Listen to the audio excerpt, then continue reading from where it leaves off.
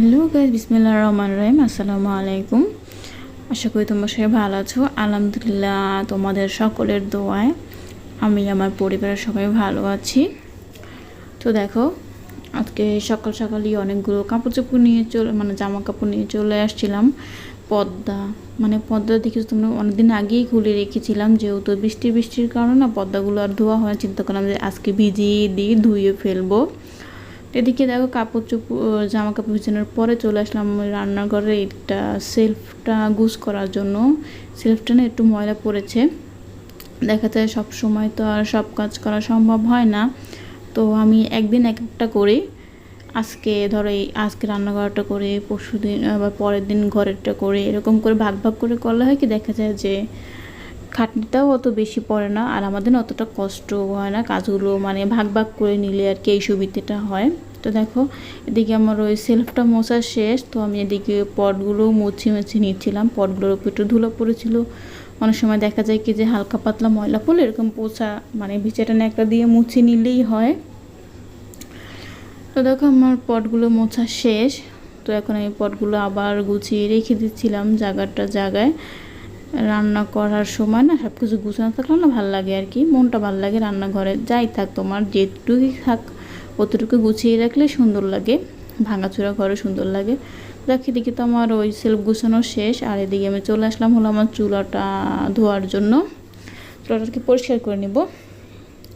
তো এইখানে দেখো, আমি ভীম দিয়ে তারপরে তোমার যে থালাবাটি মাজার যে সোপ থাকে না, ওইটা নিয়ে নিয়েছি। আর হলো যে নেটের যে জালিগুলো থাকে না, টিনের যে জালিগুলো, ওগুলো নিয়েছিলাম। তাও দেখা যাচ্ছে উপরটা না বেশ ভালো, একদম চকচকা হয়ে যায়। তো দেখো, ওদিকে আমার চুলা মোছা কমপ্লিট। তো আমি এখনটা বিছানা একটা দিয়ে মুছে নিচ্ছি।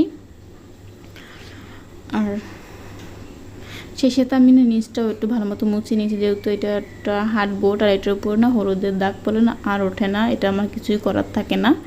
তো তোমরা কিছু মনে করো না। তো দেখো, এই যে তার সাথে সাথে আমার পাশের যে এটা ফুলের টপ ছিল সেটাও একটু মুছে নিচ্ছিলাম। এই যে দেখো, এটা অয়েল পট, এখন আর ঢালা হয় না, কারণ এখন তোমার 1 লিটারের পট, তো এখন ঢালা হয়। তো দেখো, আমি না হয়তো ওড়না দিয়ে মুছে ফেলছি। আমি না এরকম করি মাঝে মধ্যে, আমার মনে হয় যেন সব গিরিরাই এটা করে, হাতের কাছে যদি কিছু থাকে সেটা ওড়না দিয়ে মুছে ফেলে। আমি তো মুছি মাঝে মধ্যে, দেখা যায় তখন তাড়াহুড়া করে তখন না মুছিয়ে ফেলি। তো দেখো, এদিকে আমার ওইটা চুলাটা মোছাও কমপ্লিট। আর দেখো, এই জায়গায় কাচের যে আমি ফুলদানি বানিয়েছিলাম ওটাকে একটু মুছে নিলাম। আর আমি এটা হলো চাল রাখার পট, তো এটাও একটু মুছে তারপর একটু ঠিকঠাক করে রেখে দিচ্ছিলাম। তো সব আমার শেষ। তো এখানে দেখো, আমি গ্রিলটাও মুছে নিচ্ছিলাম, কারণ গ্রিল রান্না করলে না তেল ছিটে, আর তেল চিটতের ভাব হয়ে যায়। তো এটা একটু মোছা শেষ। তো আমি চলে আসলাম হলো এখন নাস্তা করার জন্য। আর এই মিষ্টিগুলো না তোমাদের ভাইয়াদের বন্ধু পাঠিয়েছে, কারণ ওর এক বন্ধু নাকি ছেলে হয়েছিল, এজন্য। তো চিন্তা করলাম যায় তো মিষ্টি আছে, তো কয়েকটা রুটি বানিয়ে নিয়েছিলাম। তো আমাদের আজকে নাস্তা হলো রুটি আর হলো মিষ্টি। আর আমার কাছে না বেশ ভালো লাগে মিষ্টি দিয়ে, রুটি দিয়ে, আটা রুটি দিয়ে, তারপরে তোমার পাউরুটি দিয়ে খেলে না অনেকই ভালো লাগে। তো আমি নাস্তাটাও করে নিচ্ছিলাম। এই যে দেখো, মিষ্টিগুলো না অনেক সফট ছিল, ভালো ছিল। আমাদের এখানে গৌর নদী মিষ্টি, তারপরে হকের মিষ্টি, এগুলো না ফেমাস, এগুলো অনেক চলে আর অনেক সফট হয় এই মিষ্টিগুলো আর কি। তো আমি এর আগে খেয়েই নিচ্ছিলাম। তো এই দেখো, আমি নাস্তা খেয়ে চলে আসলাম হলো রান্না করতে। আজকে রান্না করব হলো আলু ভর্তা আর হলো ডাল, কারণ যেহেতু আজকে আমার আরও কাজ ছিল, তো অন্য কিছু রান্না করার সময় নেই। তো চিন্তা করলাম যে শর্টকাটে এটাই করে নিই।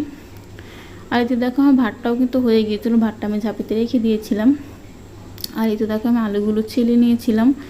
এখন জাস্ট মাঝখান থেকে কেটে না ডাল আর আলু একসাথেই সেদ্ধ দিয়ে দেবো। আর একসাথে সেদ্ধ দিলে হবে কি, দেখা যায় আমার সময়টাও বেঁচে যাবে, আর আমার কারেন্ট বিলটাও অনেকটা বেঁচে যাবে, কারণ একসাথে দুইটা সেদ্ধ হয়ে যাবে, তাতে কোনো সমস্যা নেই। আমি এরকম করি, আমার কাছে ভালো লাগে। দেখা যায় আলাদা, আর তো এখানে দিয়ে দিলাম হলো লবণ, আর দিলাম হলো হলুদের গুঁড়া ডালটা আর আলুটা সেদ্ধ হওয়ার জন্য। তো আমি আর একটু পানি দিয়ে দিলাম, আমার কাছে মনে হলো পানিটা কম হবে, তো আর একটু পানি দিয়ে দিলাম, আর ঢাকনাটাও দিয়ে দিলাম। আর এরকম সিদ্ধ করার কারণ হলো কি, আমার কাছে মনে হয় যেন এমনি পানিতে সেদ্ধ করো না আলুটা পাঞ্চা লাগে, আর তুমি ডালের ভিতরে যদি সেদ্ধ করো তাহলে না আলুটা পাঞ্চা লাগে না, আর আলুটার কালারটা অনেক সুন্দর আসে, হলদে হলদে একটা কালার আসে। দেখে এখানে চলে আসলাম হলো যেগুলো আমি ভিজিয়েছিলাম এগুলো। তমান্নার বাথরুমে কালারটা জামার জন্য নাকি লাইটের জন্য কালারটা এরকম আসছে জানি না। আর এটা আমার রিকোয়েস্টে ছিল যে আমি কীভাবে জামা কাপড় ধুই এটা দেখানোর জন্য। তো যে ভাইয়া রিকোয়েস্ট করছিলেন দেখানোর জন্য সে একটু দেখে নেবেন যে আমি কীভাবে জামা কাপড় ধুই আর কি। দেখো এদিকে আমি জামা কাপড়টাও ধোয়া আমার কমপ্লিট, আর পর্দাগুলো এখন ধুয়ে নেব। তো এদিকে চলে আসলাম আমি ভর্তা করার জন্য। তো এখানে আমি পেঁয়াজ, কাঁচামরিচ এগুলো তেলে ভেজে নিয়েছিলাম, আর এই দেখো আলু সেদ্ধ। তো এখন এটাকে, আর ভাই আমি গরিব মানুষ, আমার কাছে আলু ম্যাশ করার মতো কিছুই নেই, তো আমি হাত দিয়েই ম্যাশ করি। এটা নিয়ে আবার কেউ কমেন্ট করেন না। তো তাকে দেখি আমার আলু মথা শেষ, তো আমি দিয়ে দিলাম হলো সরিষার তেল দিলে না অনেক টেস্টটা মজা আসে। আর তোমরা চাইলে যে আচার তেল থাকে ওই আচার তেল আরও বেশি মজা লাগে।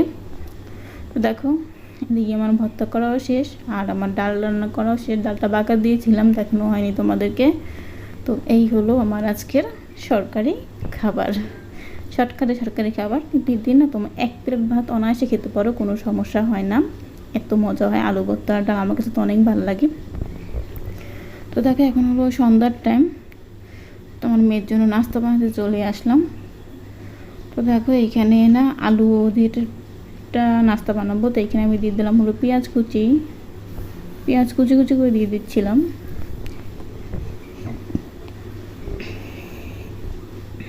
তো একটু পেস্ট হালকা দিয়েছিলাম তেল, তারপর দিয়ে দিলাম হলো পেঁয়াজ। তো পেঁয়াজটা একটু হালকা ভাজার পরে তারপরে দিয়ে দিলাম হলো আমি এখানে দেবো হলো মরিচের গুঁড়া।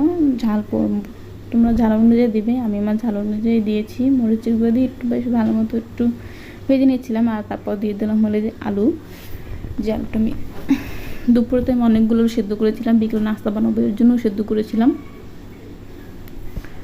তো একটু দেখো আমি এখন আলুটাকে না বেশ ভালো মতো ভেজে নেব, আর একদম মানে খুন্তি দিয়ে না বেশ ভালো করে চেপে মিশিয়ে নিচ্ছিলাম, যেগুলো মানে আস্তে আস্তে যেগুলো ছিল আর কি আস্তে। তো এটা একটু ভালো মতো ভাজার পরে তো আমি এখানে দিয়ে দিয়েছিল ধনিয়া পাতা কুচি।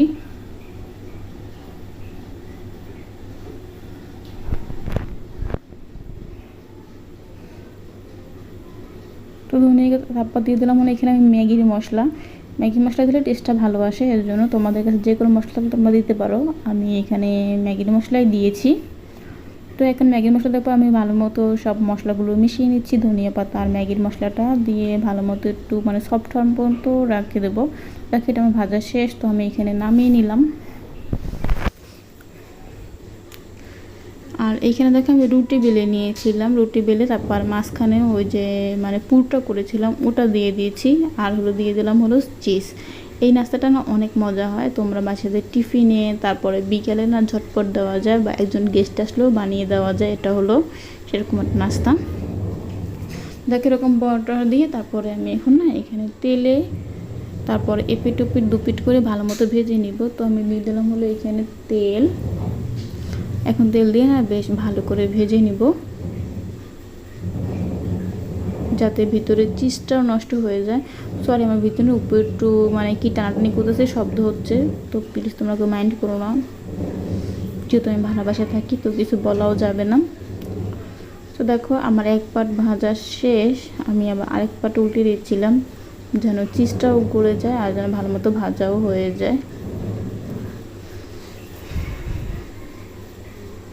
তো এইদিকে দেখো আমার ভাজা কমপ্লিট। এই যে দেখো তোমাদেরকে একটু কেটে দেখাচ্ছি ভিতরটা কেমন হয়েছে। আর তোমরা না চিজটা একটু মোটা করে কেটে দিবে, তাহলে বেশি ভালো হবে। যেহেতু আমি ফার্স্ট টাইম ইউজ করছি আমি না বুঝিনি, তো আমি মানে গ্রেটার দিয়ে গ্রেট করে দিয়েছি, বাট চিকন হয়ে গিয়েছে, এই জন্য আর টানলে বলে না এরকম একটা মানে ছোটো তো সেটা টানলে কি বলবে, তো একটু বড় হলে টানলে বলতো, মানে চিজটা তো টানলে বলে। তো দেখো আমার মেয়ে আগেই খেতে বসে গিয়েছে, আর আমার মেয়ের কাছে দারুণ মজা লাগছে, সে কোনো কথাই বলতেছে না, সে শুধু মাথা নাড়ছে যে ভালো হয়েছে।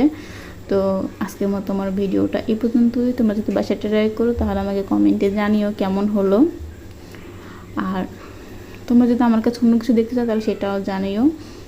তো আর আমার ভিডিওটা সম্পূর্ণটা দেখলে তোমাদের ভালো লাগে প্লিজ চ্যানেলটা প্লিজ সাবস্ক্রাইব করো, আর প্লিজ আমাকে একটা লাইক করো। আজকের মতো হাফেজ।